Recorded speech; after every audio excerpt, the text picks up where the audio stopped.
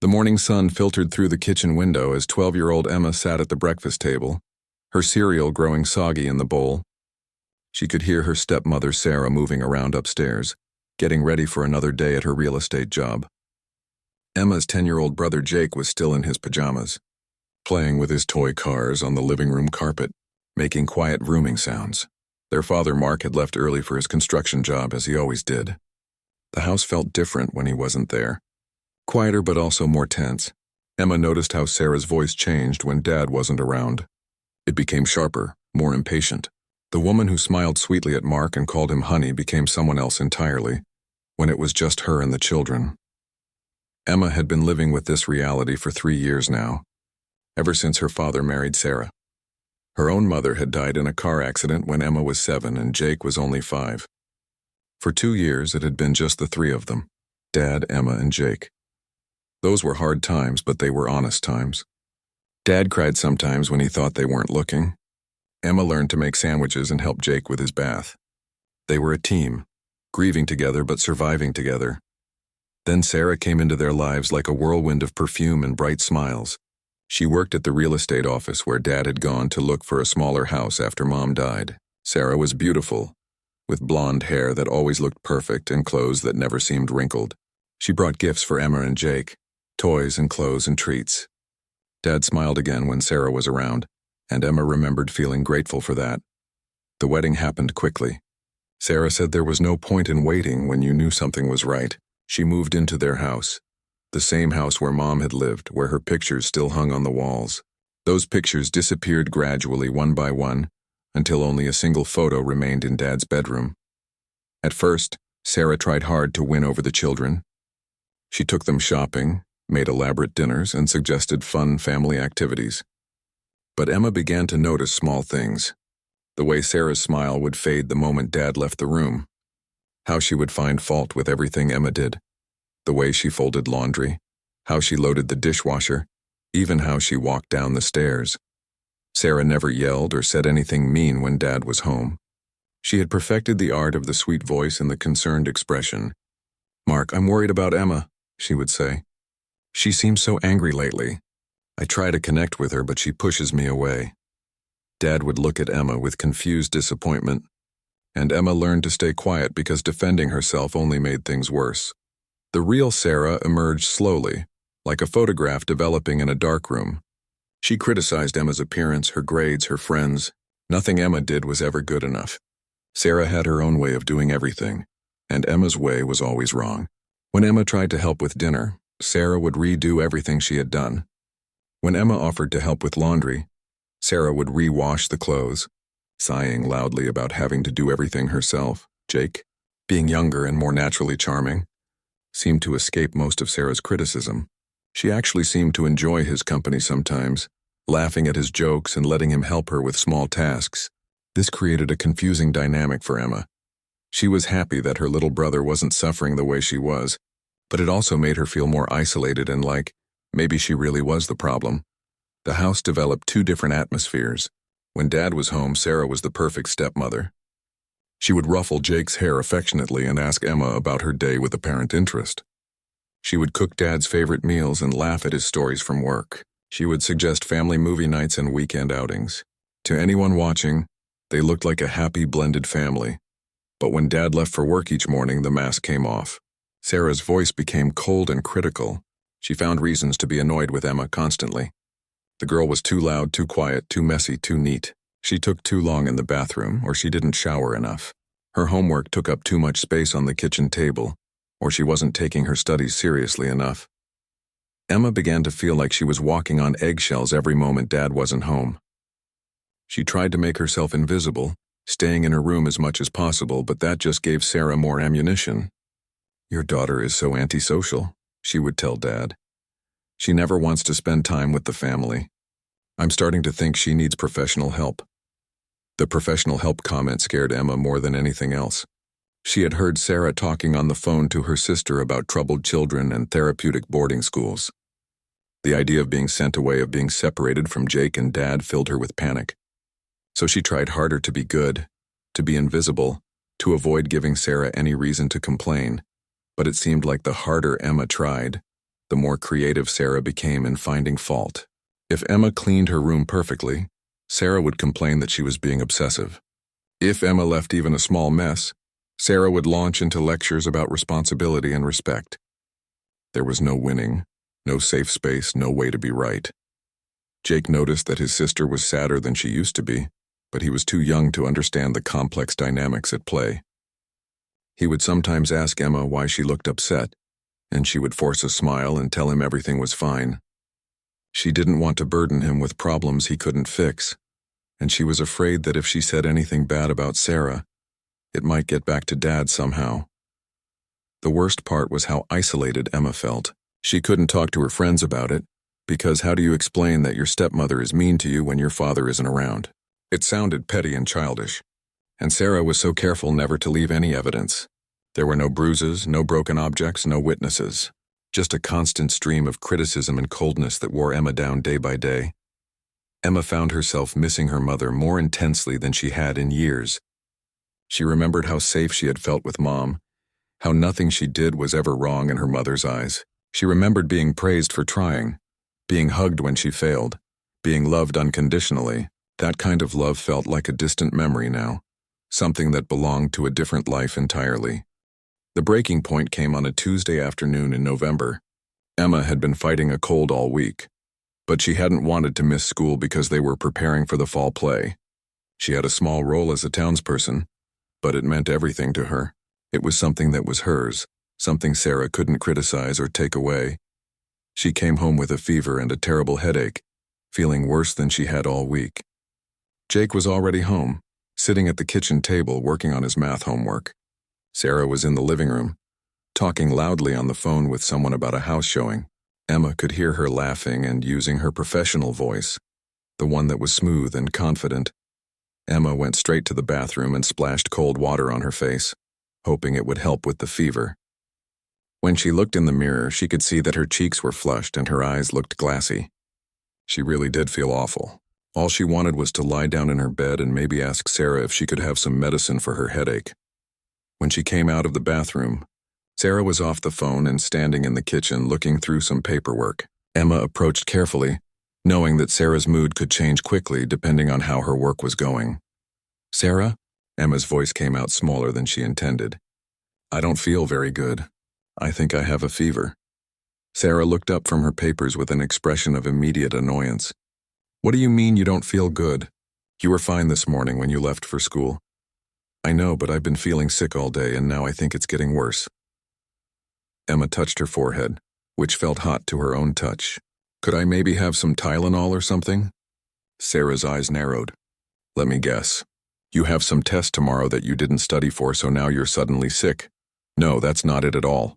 I really don't feel well." Emma's voice was starting to shake, partly from feeling sick and partly from the familiar frustration of not being believed. "Emma, I'm getting really tired of this act." Sarah's voice was getting louder, and Jake looked up from his homework with concern. "Every time there's something you don't want to do, you suddenly come down with some mysterious illness. Do you think I was born yesterday?" Emma felt tears starting to form in her eyes.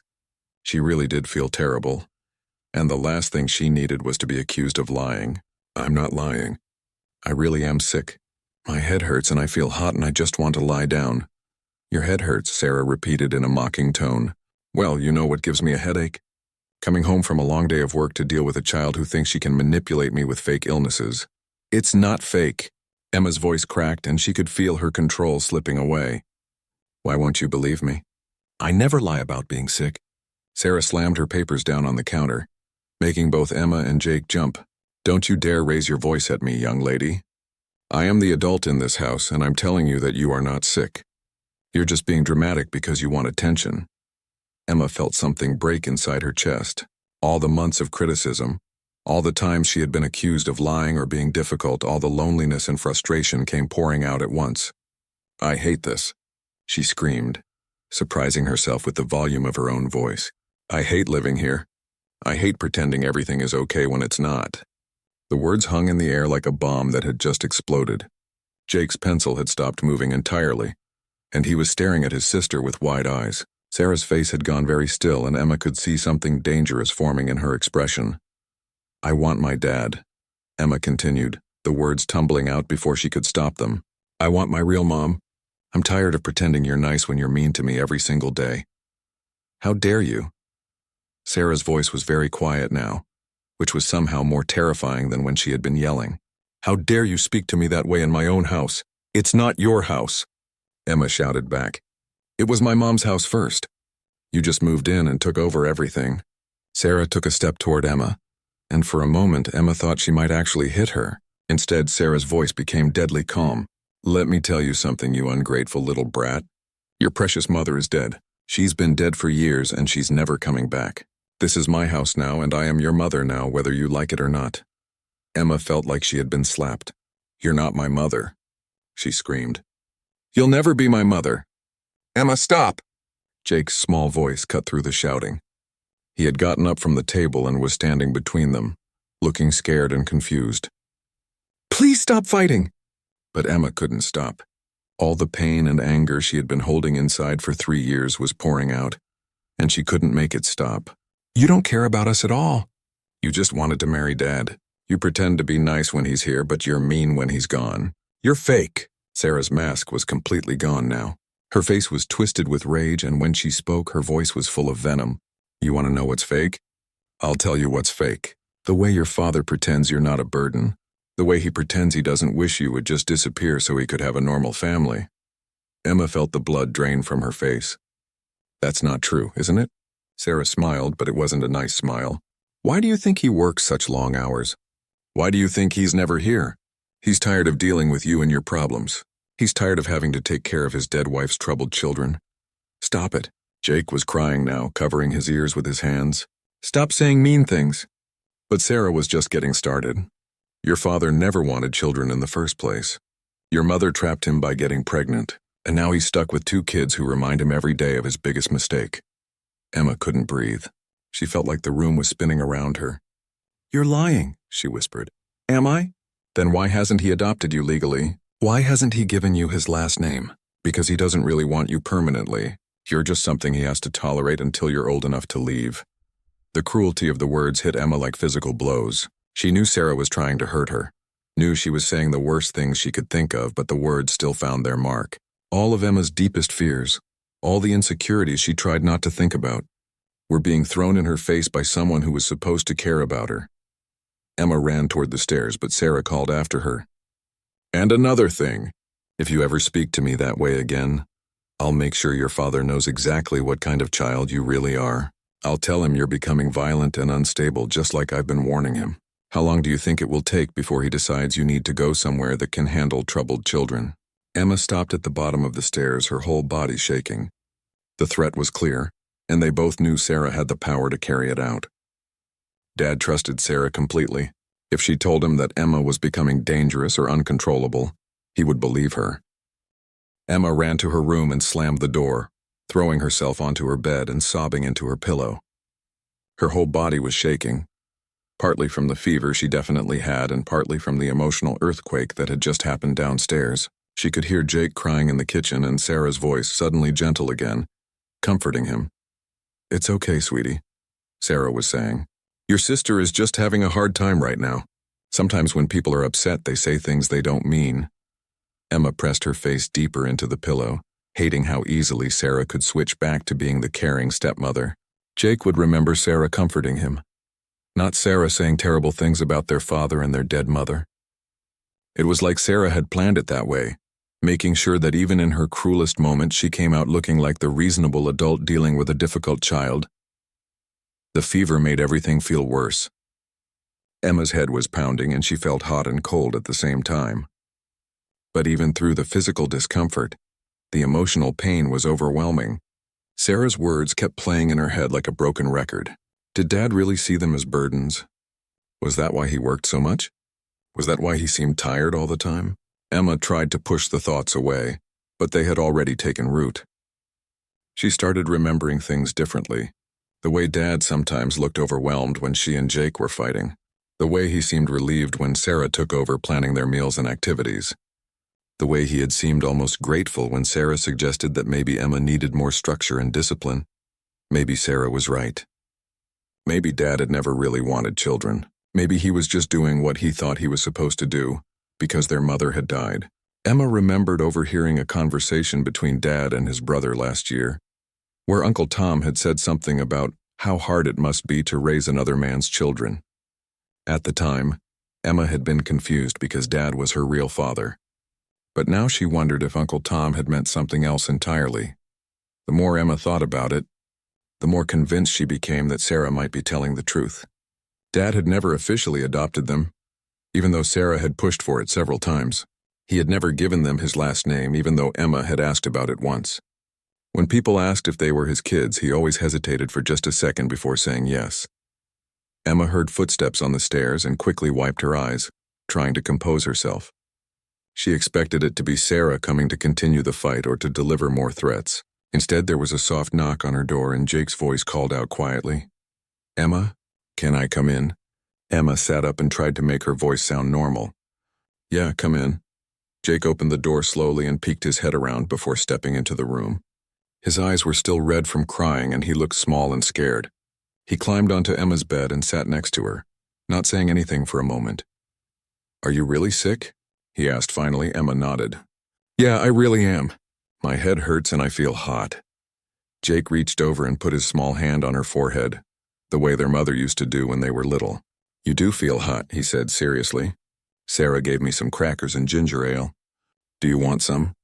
Emma's throat tightened at her brother's kindness. Even at 10 years old, Jake was trying to take care of her. "That's okay. I just want to rest." They sat in silence for a while and Emma could feel Jake working up the courage to say something else. Finally, he spoke in a very quiet voice.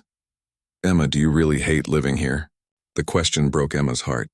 She looked at her little brother, with his messy brown hair and worried expression, and realized that her outburst had scared him. Jake was too young to understand the complex dynamics between her and Sarah, but he was old enough to know that something was very wrong. "I don't hate living here," Emma said carefully. "I hate some things about living here. But I love living with you and Dad. But you said you wanted Mom back." Emma felt tears starting again. "I do want Mom back. I miss her every day." "Don't you?" Jake nodded solemnly. "I miss her too, but I don't remember her as much as you do." That made Emma's heart hurt even more. Jake had been so young when their mother died that his memories of her were fading. Sarah was becoming more real to him than their actual mother, and Emma didn't know how to fight against that without confusing him even more. "Jake, can I ask you something?" Emma said. "Does Sarah ever say mean things to you when Dad isn't here?" Jake looked confused. "What kind of mean things? Like, does she ever tell you that you're doing something wrong or make you feel bad about yourself?" Jake shook his head. "Not really. Sometimes she tells me to clean up my toys or to be quieter, but that's normal grown-up stuff." Emma felt a mixture of relief and frustration. She was glad that Jake wasn't experiencing what she was going through, but it also meant that he couldn't really understand her situation. To Jake, Sarah was just a normal stepmother who occasionally got annoyed with Emma for mysterious reasons.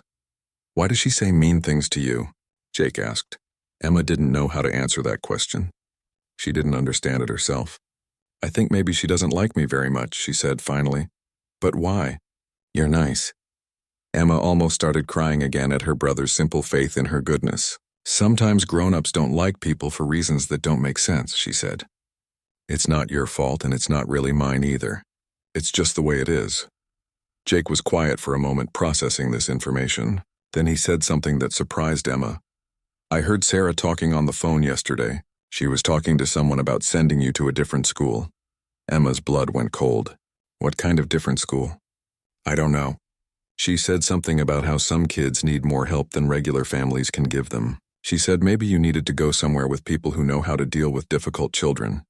Emma felt like she was going to be sick, and it wasn't just from the fever. Sarah was already laying the groundwork, already building the case that Emma was too troubled to live at home. She was probably talking to Dad about it too, planting seeds of doubt about Emma's stability and behavior. "Jake, listen to me," Emma said urgently. "If anyone ever asks you about me, about whether I'm mean or violent or do bad things, you have to tell the truth, okay? Even if it's Sarah or Dad asking." Jake looked confused and a little scared. "What kind of bad things?" "I don't do bad things, that's the point. But if someone tries to say that I do, you have to remember that I don't. Can you promise me that?" "I promise," Jake said solemnly. even though Emma could tell he didn't really understand what he was promising. Emma heard the front door open downstairs and her father's voice calling out that he was home. She heard Sarah's voice respond, bright and cheerful, welcoming him back from work. In a few minutes, Sarah would be telling Dad about Emma's outburst, but she would frame it in a way that made Emma look unstable and ungrateful. "Jake, you should go downstairs and say hi to Dad," Emma said. "I'm going to stay up here and rest." "Should I tell Dad that you're sick?" Emma hesitated. If she stayed in her room, Sarah could tell Dad whatever version of events she wanted. But if Emma went downstairs with a fever and obvious signs of illness, it might contradict Sarah's narrative about Emma faking being sick for attention. "Yeah," Emma said finally. "Tell him I'm sick and that I have a fever. Tell him I came home from school not feeling well." Jake nodded and slid off the bed. At the door, he turned back to look at his sister. "Emma, I hope you feel better." "Thanks, Jake. I love you." "I love you too." After Jake left, Emma lay back down and tried to think about what she was going to do. She could hear voices downstairs, but she couldn't make out the words. She knew Sarah was already spinning the story, painting Emma as a dramatic, ungrateful child who had screamed and said hurtful things for no reason. By the time Dad came upstairs, he would be disappointed and concerned about Emma's behavior, not worried about her fever. 20 minutes later, Emma heard heavy footsteps on the stairs. Her father's work boots made a distinctive sound on the wooden steps, and Emma's stomach tightened with anxiety. She sat up in bed and tried to arrange herself so she looked sick but not too dramatic. She didn't want to give Sarah any more ammunition about her being manipulative. Dad knocked on her doorframe, which was still open from when Jake had left. "Hey, kiddo," he said, but his voice sounded tired and strained. "Jake says you're not feeling well." Emma nodded. "I think I have a fever. I felt okay this morning, but it got worse during the day." Dad came into the room and sat on the edge of her bed. He put his hand on her forehead, and Emma could see the concern in his eyes when he felt how hot she was. "You definitely have a fever," he said. "Have you taken anything for it?" "I asked Sarah for some Tylenol, but—" Emma trailed off, not sure how to explain what had happened without sounding like she was making excuses. "But what?" Dad's voice was gentle, but Emma could sense an undercurrent of something else. Disappointment, maybe, or frustration. "She didn't believe that I was really sick," Emma said quietly. "She thought I was faking it." Dad was quiet for a moment, and Emma could see him choosing his words carefully. "Emma, Sarah told me that you got very upset today. She said you yelled at her and said some pretty hurtful things." Emma felt her chest tighten. "I did yell," she admitted, "but only because she wouldn't believe me when I said I was sick. She called me a liar and said I was being dramatic. Sarah says she was just trying to help you learn not to use illness as an excuse to avoid responsibilities." Emma stared at her father in disbelief. "What responsibilities?" "I came home from school sick and asked for medicine." "What was I trying to avoid?" Dad rubbed his face with his hands, and Emma could see how exhausted he looked. "I don't know, Emma. All I know is that Sarah is trying her best to be a good mother to you, and you seem determined to push her away." "She's not trying to be a good mother." The words came out louder than Emma intended. "She's mean to me when you're not here. She criticizes everything I do and makes me feel like I can't do anything right." "Emma, that's enough." Dad's voice was firmer now. "I've heard these complaints before, and frankly, I'm getting tired of them. Sarah bends over backward to try to connect with you, and all you do is find fault with everything she does." Emma felt like she was drowning. Her own father didn't believe her. He thought she was the problem, just like Sarah said he would. "Dad, please. I'm not making this up. She really does treat me differently when you're not around." "Every stepfamily has adjustments to make," Dad said. "But you're 12 years old now, Emma. You're old enough to show some maturity and respect. Sarah didn't have to take on the responsibility of raising you and Jake, but she chose to because she loves me and wants us to be a family." Emma felt tears burning her eyes. "I never asked her to take on that responsibility. I never asked you to get married again." As soon as the words left her mouth, Emma knew she had made a mistake. Dad's expression hardened, and she could see real anger flash in his eyes. "That's exactly the kind of selfish attitude I'm talking about," he said. "Do you think I should have stayed alone forever? Do you think I should have given up any chance of happiness because you don't want to accept Sarah as part of this family?" "That's not what I meant," Emma said desperately. "I just meant that if she doesn't want to take care of us, then maybe she shouldn't have to. Sarah wants to take care of you, Emma. The problem is that you won't let her. Every time she tries to set boundaries or teach you something, you act like she's being cruel. Every time she tries to show affection, you pull away. What is she supposed to do? Emma wanted to scream that Sarah didn't try to show affection, that the boundaries Sarah set were designed to make Emma feel small and unwelcome, that the teaching Sarah did was really just criticism disguised as guidance. But she could see in her father's face that he wouldn't believe her. He had already made up his mind about who was telling the truth. "I'm worried about you, Emma," Dad continued. "This anger and resentment isn't healthy.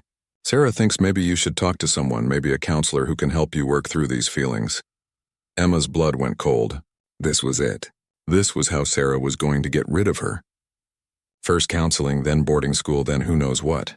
"I don't need counseling," Emma said, trying to keep her voice calm. "I just need people to believe me when I tell the truth." "The truth according to you," Dad said. "But there are always two sides to every story, Emma. And from where I'm sitting, it looks like Sarah is trying her best while you're determined to be miserable." Emma felt something break inside her chest. Her own father thought she was choosing to be miserable. He thought she was making up problems for attention or because she didn't want to accept Sarah. He couldn't see that she had been trying desperately to make things work, that she had been swallowing her feelings and trying to be good for 3 years. "Fine," Emma said quietly. "If you think I'm the problem, then I guess I'm the problem." Dad's expression softened slightly. "Emma, I don't think you're a bad kid.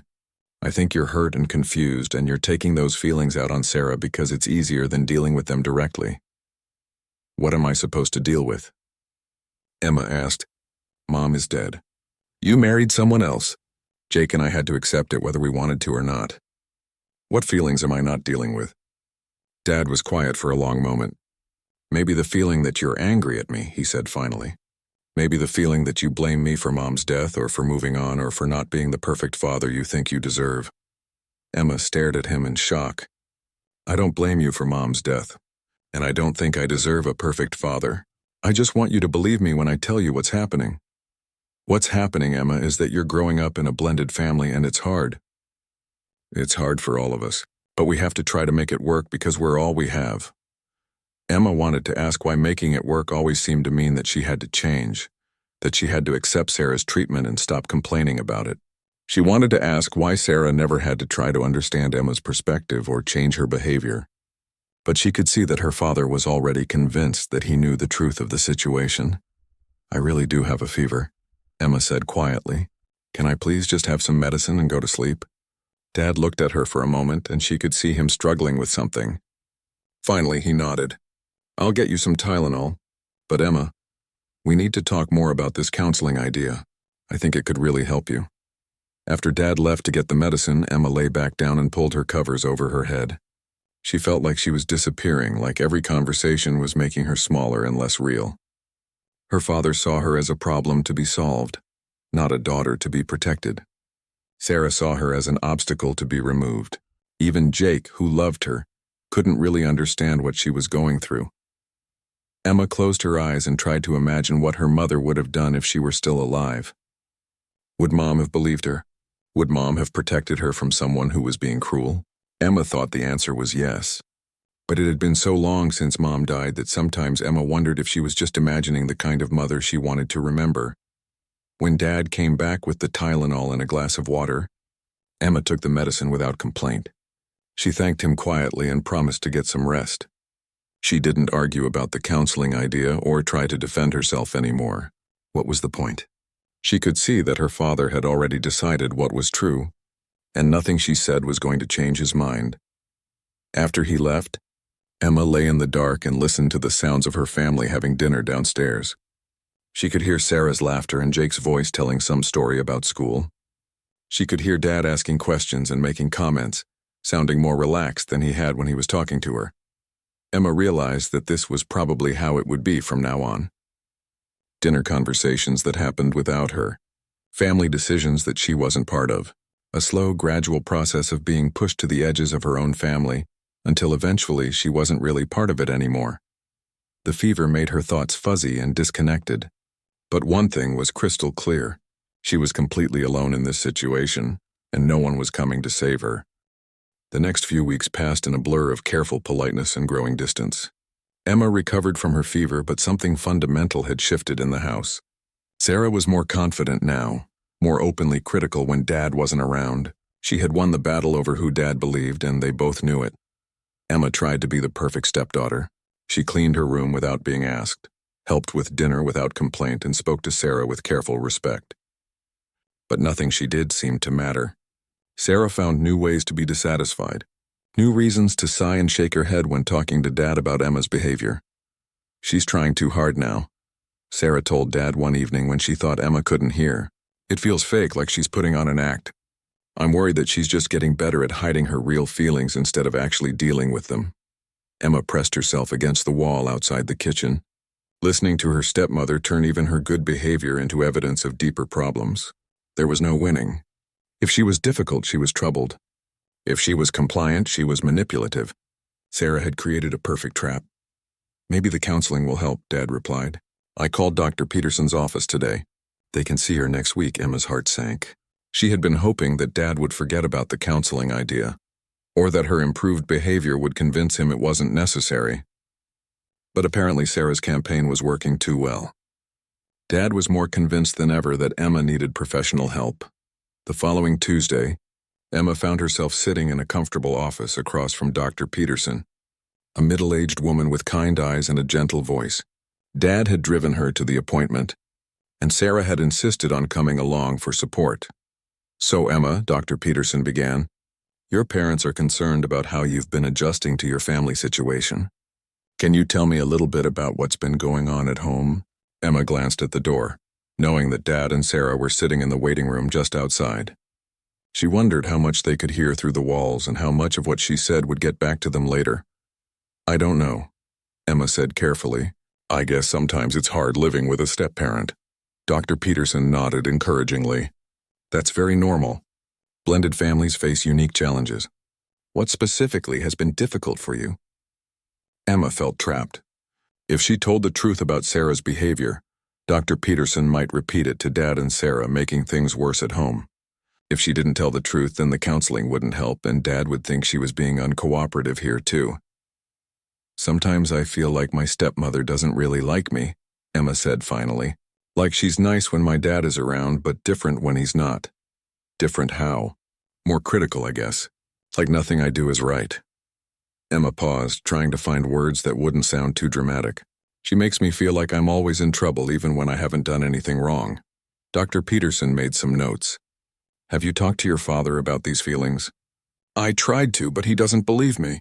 He thinks I'm just having trouble adjusting or that I'm being unfair to Sarah."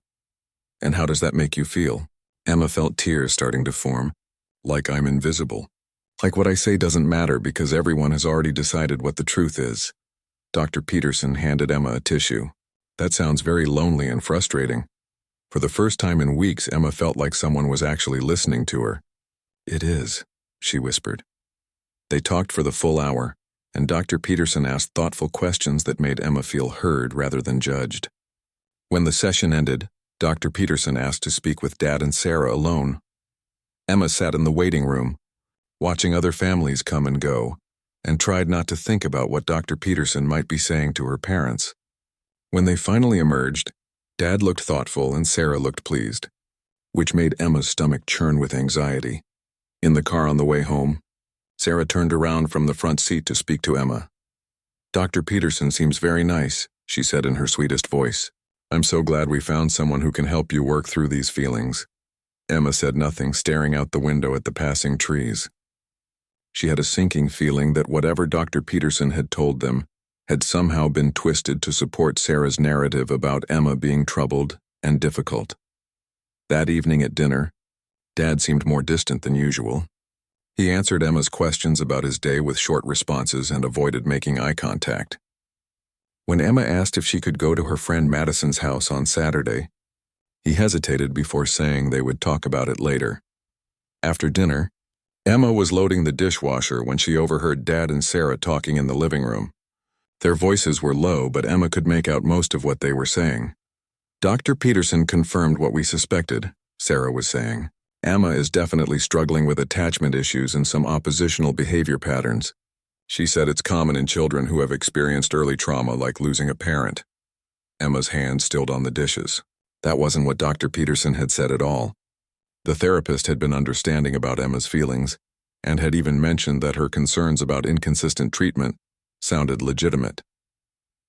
She recommended that we maintain very clear, consistent boundaries, Sarah continued, and she said that Emma might benefit from a more structured environment while she works through these issues. What kind of structured environment? Dad asked. Well, there are some excellent therapeutic boarding schools that specialize in helping children with these kinds of emotional and behavioral problems. Dr. Peterson didn't say Emma needed that level of intervention yet, but she did mention it as something to keep in mind if her behavior doesn't improve. Emma felt like the floor was falling out from under her. Sarah was completely misrepresenting what Dr. Peterson had said, turning a supportive therapy session into evidence that Emma needed to be sent away, and Dad was listening, considering it, maybe even agreeing with it. I don't know, Sarah, Dad said slowly. Boarding school seems pretty extreme. It's not about punishment, Mark, it's about getting Emma the help she needs. These schools have trained professionals who know how to work with children who have attachment disorders. They can provide the kind of intensive therapy that we just can't give her at home. She seemed to like Dr. Peterson, Dad said. Maybe regular therapy will be enough. Maybe, Sarah agreed, but Emma could hear the doubt in her voice. But we have to be realistic about what we can handle as a family. Emma's behavior is affecting Jake too. He's been asking me why his sister is so angry all the time. Emma's breath caught. Jake had never said anything like that to her. In fact, he had seemed confused about why there was so much tension between Emma and Sarah. Either Sarah was lying about what Jake had said, or she had been planting ideas in his head. I just want what's best for everyone, Sarah continued. And sometimes what's best for one family member might mean making hard choices. Emma couldn't listen anymore. She quietly finished loading the dishwasher and went upstairs to her room, her mind racing. Sarah was building a case piece by piece, using Dr. Peterson's words as ammunition, and even involving Jake in her narrative about Emma being a disruptive influence on the family. Emma realized that she was running out of time. Every conversation, every therapy session, every small incident was being used to support the idea that she was too troubled to live at home. Sarah was playing a long game and she was winning. That night, Emma lay awake thinking about her options. She could try to be even more perfect, even more compliant. But Sarah had already shown that she could twist good behavior into evidence of manipulation. She could try to talk to Dad again, but he had already demonstrated that he trusted Sarah's version of events more than Emma's. For the first time, Emma started to seriously consider what would happen if Sarah got her way. What if she really did end up at a boarding school for troubled children? What if she was separated from Jake and Dad permanently? What if this was the beginning of the end of her place in her own family? Emma thought about her mother, wondering what she would have done in this situation. Would Mom have fought harder for her? Would Mom have seen through Sarah's manipulation? Emma wanted to believe the answer was yes, but she would never know for sure. As she finally drifted off to sleep, Emma made a decision. She couldn't change what other people believed about her, but she could start documenting what was really happening. If Sarah was going to build a case against her, then Emma would build a case of her own. She would start writing down every incident, every cruel comment, every time Sarah treated her differently when Dad wasn't around. It might not be enough to save her, but at least she would have tried to tell her side of the story, and maybe someday when Jake was older, he would read it and understand that his sister had never stopped fighting for their family, even when everyone else had given up on her. Emma started keeping a small notebook hidden under her mattress. Every day she wrote down what happened when Dad wasn't home. The date, the time, what Sarah said, what Emma said back, and how it made her feel. At first, the entries were short and simple, but as the weeks went by, they became longer and more detailed. December 3rd. Sarah told me I was loading the dishwasher wrong and made me take everything out and start over. When I asked what I did wrong, she said I should know by now and that she was tired of explaining basic things to me. December 7th. Sarah found dust on my dresser and said I was being lazy about cleaning my room. When I pointed out that I had cleaned it yesterday, she said that clearly yesterday wasn't good enough and that I needed to take pride in my living space. December 12th. Sarah made Jake and me hot chocolate after school. She gave Jake extra marshmallows and told him he was such a good helper. When I thanked her for mine, she just nodded and didn't say anything else. Writing it down helped Emma feel less crazy. When she could read her own words describing what had happened, it validated her feelings and reminded her that she wasn't imagining things. But it also made the pattern more obvious and more depressing. Day after day, week after week, Sarah found ways to make Emma feel small and unwelcome. The therapy sessions continued every Tuesday, and Emma began to look forward to them as the 1 hour each week when someone listened to her without judgment. Dr. Peterson never made her feel like she was being dramatic or difficult. She asked good questions and helped Emma understand her own feelings better, but Emma was careful about what she shared. She could sense that Dr. Peterson was trying to be helpful, but she also knew that anything she said might be shared with Dad and Sarah in some form. So Emma talked about missing her mother and feeling confused about her place in the family, but she didn't go into detail about Sarah's specific behaviors. Meanwhile, at home, Sarah's campaign continued. She started having more frequent conversations with Dad about Emma's concerning behaviors. Emma would catch fragments of these discussions, words like defiant and manipulative and unhealthy patterns. Sarah was careful never to say anything too dramatic all at once, but she was steadily building the impression that Emma was becoming increasingly troubled. The breaking point came just before Christmas. Emma had been looking forward to the holidays because she hoped that the family atmosphere might soften some of the tension. She had even bought small gifts for everyone with her allowance money, including a scented candle for Sarah that she thought smelled nice. On December 23rd, Emma was wrapping presents in her room when she heard raised voices downstairs. It was unusual to hear Dad and Sarah arguing, so she crept to the top of the stairs to listen. "I just think we need to be patient," Dad was saying. "The therapy seems to be helping." "Mark, open your eyes," Sarah replied, and her voice had an edge that Emma rarely heard when Dad was around. "It's been 2 months, and if anything, she's getting more manipulative. Did you see how she acted during dinner last night? That fake smile agreeing with everything I said? It's not genuine improvement, it's learned behavior. Maybe she's just trying harder to get along, or maybe she's getting better at hiding her real feelings. Dr. Peterson warned us about this. Sometimes children with attachment disorders become very good at performing what they think adults want to see." Emma felt sick. She had been trying harder to get along, but Sarah was using that effort as evidence that she was being manipulative.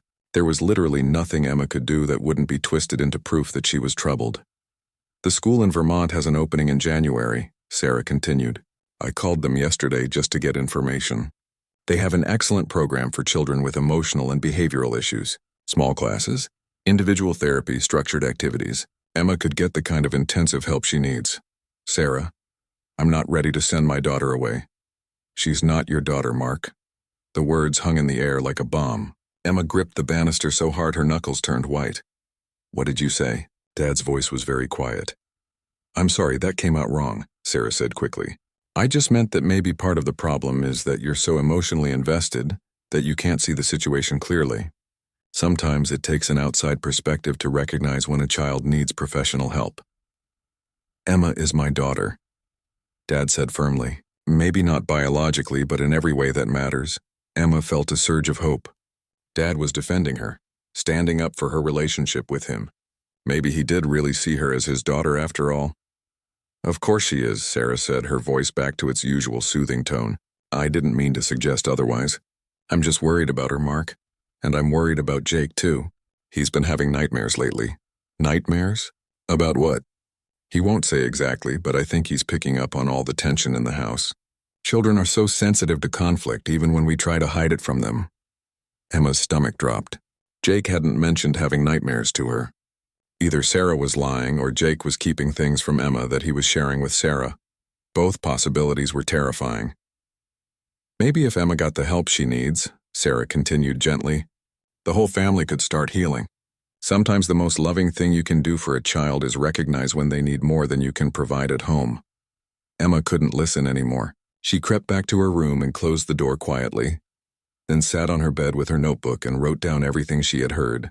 Her hands were shaking so badly that her handwriting was barely legible, but she forced herself to record every word.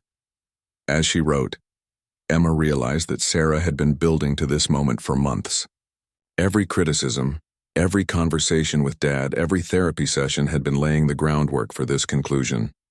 Emma needed to be sent away for everyone's good, including her own. The worst part was that Sarah's argument was sophisticated and compelling. She wasn't saying Emma was a bad kid who deserved punishment. She was saying Emma was a troubled child who needed specialized help that a regular family couldn't provide. She was framing it as an act of love and sacrifice, not rejection.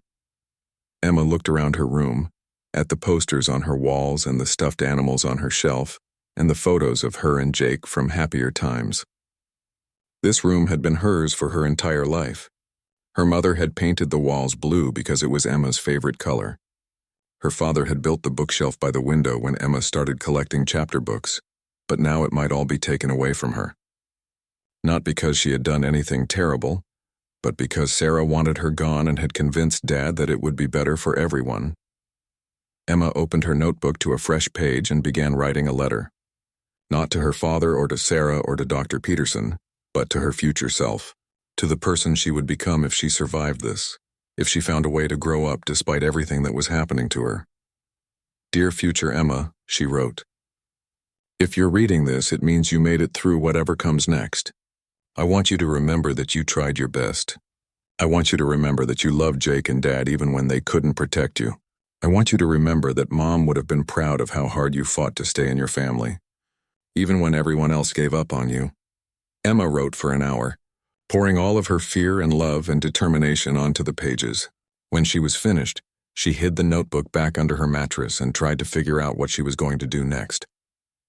Christmas was 2 days away. After that, January would arrive, and with it the possibility of being sent to the school in Vermont. Emma didn't have much time left to change the trajectory of her story, but she wasn't ready to give up yet. She thought about Jake, sleeping peacefully in his room down the hall, unaware that his sister might be disappearing from his life soon. She thought about Dad, probably lying awake downstairs wondering if Sarah was right about what was best for Emma. She thought about her mother, and what she would have wanted for her children. Emma made a decision. Tomorrow, on Christmas Eve, she was going to tell Dad the complete truth about what had been happening. Not just her feelings or her perspective, but the specific things Sarah had said and done. She was going to show him her notebook and ask him to really listen, maybe for the first time in 3 years. It was a desperate plan, and it might backfire completely. Dad might see her documentation as proof that she was obsessive and troubled. Sarah might convince him that Emma was making up stories out of spite. But Emma had to try one more time to fight for her place in her family, because if she didn't try, she would regret it for the rest of her life. Christmas Eve morning arrived gray and cold, with snow threatening in the heavy clouds overhead. Emma woke up early, her stomach churning with anxiety about the conversation she planned to have with her father. She had rehearsed what she wanted to say dozens of times, but she still felt terrified that it would all come out wrong. She could hear movement downstairs. Sarah was probably starting breakfast, and Dad was likely getting ready for his half-day at work. The construction company always had emergency calls on holidays, and Dad usually volunteered to take them because the pay was better. Emma knew he would be leaving soon, which meant she would have to wait until he got home that afternoon to talk to him. Emma got dressed and went downstairs, where she found Sarah humming cheerfully while making pancakes. Jake was already at the table, still in his pajamas, drawing pictures of Christmas trees on a piece of paper. "Merry Christmas Eve." "Sweetheart," Sarah said to Jake, ruffling his hair as she passed behind his chair. When she noticed Emma standing in the doorway, her smile became more polite and distant. "Good morning, Emma. Did you sleep well?" "Yes, thank you," Emma replied carefully. She had learned to be especially cautious around Sarah when Dad was about to leave, because those were the times when Sarah's mask slipped most easily. Dad came into the kitchen wearing his work clothes and carrying his coffee mug. "Morning, kiddo," he said to Emma, giving her a quick kiss on the top of her head. "Sorry I have to work today, but I should be back by 2 o'clock. Then we can start our Christmas Eve traditions." Emma nodded, but inside she was calculating how many hours she would have to spend alone with Sarah. 6 hours, maybe 7. It felt like an eternity. "Don't worry about us," Sarah said, wrapping her arms around Dad from behind. "The kids and I will have fun baking cookies and maybe watching some Christmas movies." "Won't we, kids?" Jake nodded enthusiastically, but Emma just managed a weak smile. She had learned that Sarah's holiday cheer was usually proportional to how much she wanted to impress Dad. The more festive Sarah acted, the meaner she was likely to be once he left. After Dad kissed Sarah goodbye and headed out the door, the atmosphere in the kitchen immediately shifted. Sarah's bright smile faded, and she turned back to the pancakes with more force than necessary, flipping them with sharp, jerky movements. "Emma, set the table," she said without looking up. "And make sure you use the good plates. It's Christmas Eve." Emma moved to get the plates from the cabinet, but apparently she wasn't moving fast enough for Sarah's liking. "Sometime today would be nice," Sarah said with a sigh. "I swear it's like asking you to do anything requires a written invitation." Emma bit her tongue and continued setting the table. She had learned that responding to Sarah's criticisms only made them worse, so she tried to focus on being helpful and invisible. But invisibility was apparently not what Sarah wanted today either. As they ate breakfast, Sarah peppered Emma with questions that felt more like an interrogation than conversation. "Are you excited about Christmas tomorrow, Emma? You don't look very excited. Are you feeling sick again? You know, Jake has been so looking forward to this, and it would be really disappointing if you ruined Christmas morning by being in one of your moods." Emma looked up from her pancakes, confused. "I'm not in a mood. I'm fine. You're awfully quiet, and you've barely touched your food. Jake, doesn't your sister seem off to you?" Jake looked between them uncertainly. "She seems normal to me." Sarah shook her head with the expression of someone dealing with a frustrating puzzle. "I just worry about you, Emma. You seem so unhappy all the time, even during what should be happy occasions. It's not normal for a child to be so negative." Emma felt the familiar tightness in her chest that came whenever Sarah started building one of her cases against her. "I'm not being negative," she said quietly. "I'm just eating breakfast, see?" Sarah turned to Jake as if Emma had just proven her point. "Even when I express concern about her well-being, she gets defensive. This is exactly what Dr. Peterson was talking about." Emma's hand stilled on her fork. "What did Dr. Peterson say?" Sarah's expression became sympathetic in a way that made Emma's skin crawl. "Oh, honey, we're not supposed to discuss the details of your therapy sessions. That would violate your privacy." But Emma could see the satisfaction in Sarah's eyes, the pleasure she took in hinting that the therapist had said negative things about Emma that were too serious to repeat in front of Jake. It was a perfect move, implying that professionals agreed with Sarah's assessment while making Emma look paranoid if she pushed for details. The rest of the morning passed in a series of small torments. Sarah found fault with how Emma decorated cookies, criticized her for being too rough with the mixer, and sighed dramatically when Emma accidentally spilled a small amount of flour on the counter. Each criticism was delivered with a tone of patient disappointment, as if Sarah was trying so hard to be understanding, but Emma was making it impossible. Jake, caught in the middle, tried to lighten the mood by telling jokes and showing off his decorated cookies. Emma could see him working harder than usual to keep everyone happy, and it broke her heart to realize that her 10-year-old brother was taking on the emotional labor of managing the adults in his life. By lunchtime, Emma felt raw and exhausted. She had been criticized, corrected, and questioned for hours, all while Sarah maintained the pretense of being a caring stepmother who was just concerned about Emma's well-being. Emma excused herself to go to her room, claiming she wanted to wrap her last few presents, but instead of wrapping gifts, Emma sat on her bed with her notebook and tried to document everything that had happened that morning. As she wrote, she realized that this was exactly what Sarah wanted, for Emma to isolate herself, to remove herself from family activities, to give Sarah more evidence that she was antisocial and troubled. Emma was trapped in a catch-22. If she stayed downstairs and endured Sarah's treatment, she would eventually lose her temper and give Sarah ammunition about her being difficult.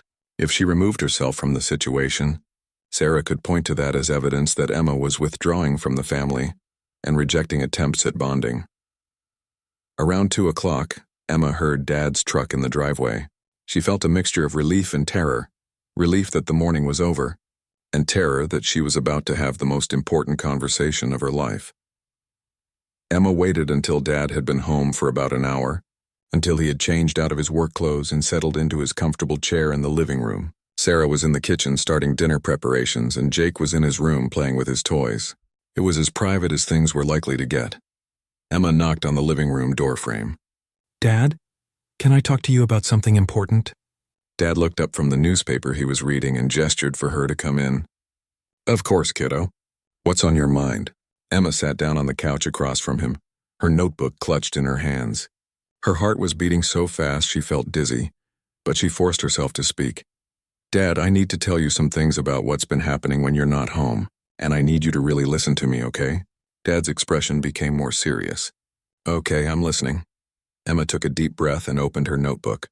I've been writing down what happens between me and Sarah when you're at work.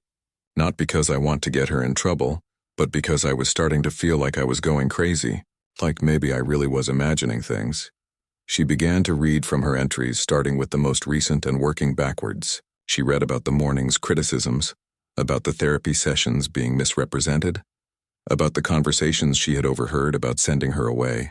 She read about months of small cruelties and constant criticism, about feeling unwelcome in her own home. Dad listened without interrupting, but Emma could see his expression changing as she read. He looked confused, then concerned, then something that might have been dawning understanding. When Emma finished reading, the room was very quiet. Dad rubbed his face with his hands the way he did when he was trying to process difficult information. Emma, he said finally, these are some pretty serious accusations. I know, Emma said, and I know it's hard to believe because Sarah is so different when you're around. But Dad, I swear to you, I'm not making this up. I'm not exaggerating. This is what my life has been like for 3 years. Dad was quiet for a long moment. Why didn't you tell me about this sooner? Why didn't you show me this notebook before? Because I tried to tell you and you didn't believe me. You thought I was just having trouble adjusting, or that I was being unfair to Sarah. So I started keeping track of everything, hoping that maybe if I had specifics you would understand. Emma, Dad started to say something, then stopped. Emma could see him struggling, trying to reconcile the Sarah he knew with the Sarah that Emma was describing. I know you love her, Emma said quietly, and I know she makes you happy. I'm not asking you to choose between us. I'm just asking you to protect me, to make her stop treating me like I'm not welcome in my own family. Dad looked at Emma for a long moment and she could see something shifting in his eyes. Maybe it was recognition, or maybe it was just the beginning of doubt about what he thought he knew. Give me the notebook, he said finally. Emma handed it over, her hands shaking. Dad took it and began to read more carefully, going through entry after entry of documented incidents. As he read, his expression grew darker and more troubled. They were interrupted by Sarah's voice calling from the kitchen. Mark, could you come help me with something? Dad looked up from the notebook, then back at Emma. Stay here, he said. We're not done talking. Emma nodded, watching as her father walked toward the kitchen with her notebook still in his hands. She could hear Sarah's cheerful voice greeting him, but she couldn't make out the words of their conversation. Emma sat alone in the living room, her heart pounding, knowing that her entire future was being decided in the next room. Either Dad would believe her and finally see Sarah for who she really was, or this would be the final piece of evidence that Emma was troubled and needed to be sent away. Outside, it had started to snow.